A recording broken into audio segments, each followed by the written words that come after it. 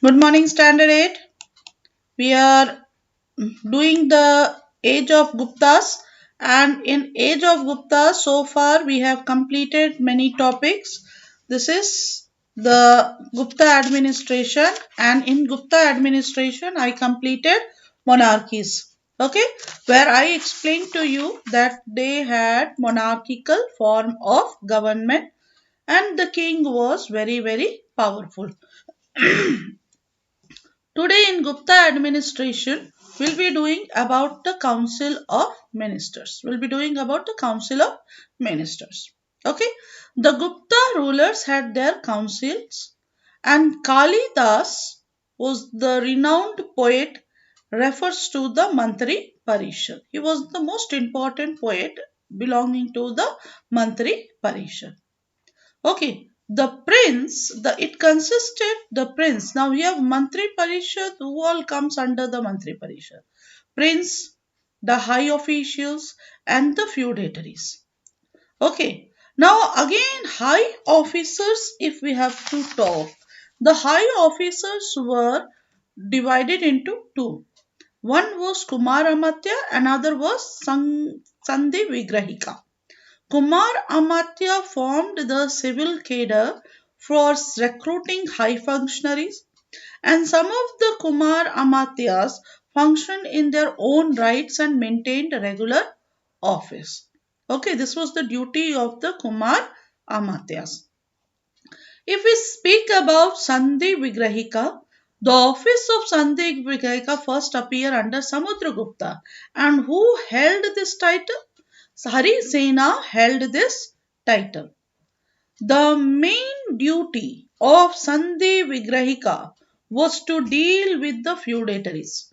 Okay, the main duty of the Sandhi Vigrahika was to deal with the feudatories, and in addition to these officers, there are references to a dozen other officers engaged in managing military, fiscal, and rural matters.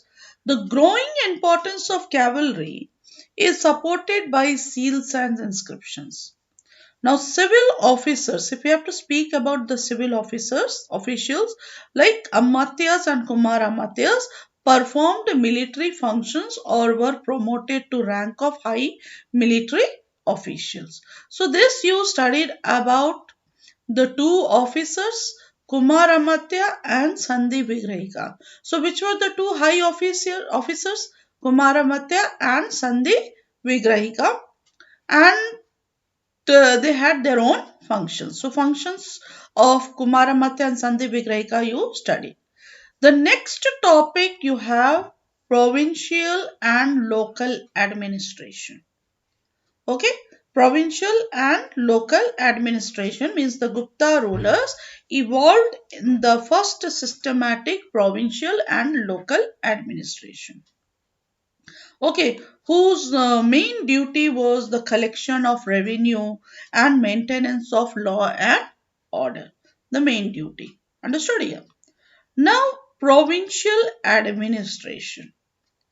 The core of the empire, directly controlled by the Guptas, was divided into bhuktis, and each of which was placed under the charge of an uparikas. Now, who were the Uparika? Uparika was a governor appointed by the king. Okay. So next you see the bhuktis were divided into Vishya placed under the charge of Vishyapati. The Vishya was divided into smaller unit, and this pattern however was present mainly in the territories directly governed by the Gupta kings. Okay, so elsewhere there existed different fiscal and administrative units such as Desha, Mandala, Bhoga, etc., especially in the central and western India. Otherwise, in the provincial administration, what you have to remember, the core of the empire directly controlled by the Guptas was divided into bhuktis and each of was placed under the charge of Uparika, and Uparika was a governor appointed by the king. And then you see Bhuktis was divided again into Vishyas placed under the charge of Vishyapati. This you have to remember under the provincial administration. When we speak about village administration, so village administration was managed by the village headman. Who managed the village administration? Village administration was managed by the village headman, and the Gupta inscription refer to the participation of leading local elements in the administration of the village or small town called Vithis. No land transaction could be effected without their consent, and this may have been also true and other important affairs.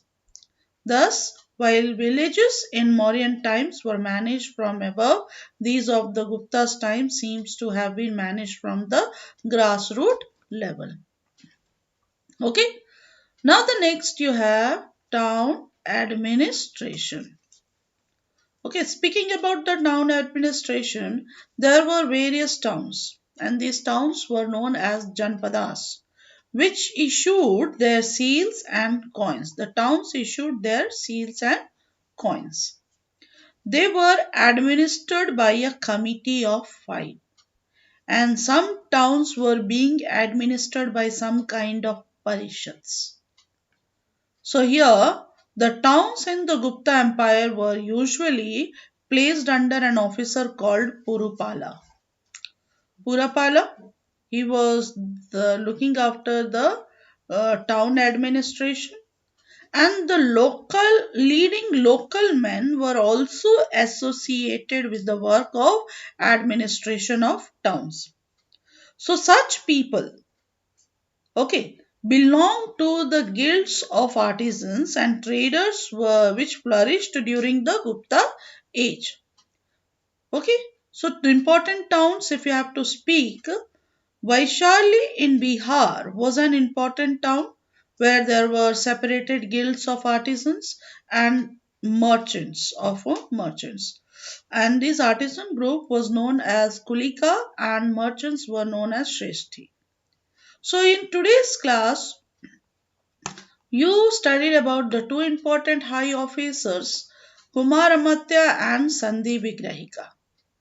Then you studied about the provincial and local administration, where you studied the provincial administration was directly controlled by the Guptas and it was divided into Bhuktis and Bhuktis were divided into Vishyas. Then you studied about village administration, and in village administration you studied that village administration was managed by the village headman, and the Gupta inscription refer to the participation of leading local elements in the administration of the village. Okay, so this you have studied, and then town administration, that we had the Janapadas or towns and which were issued their seals and coins, and they were administered by a committee of five, and some towns were being administered by some kind of parishad. So this you have to remember under the provincial and local administration. Please learn it. Thank you.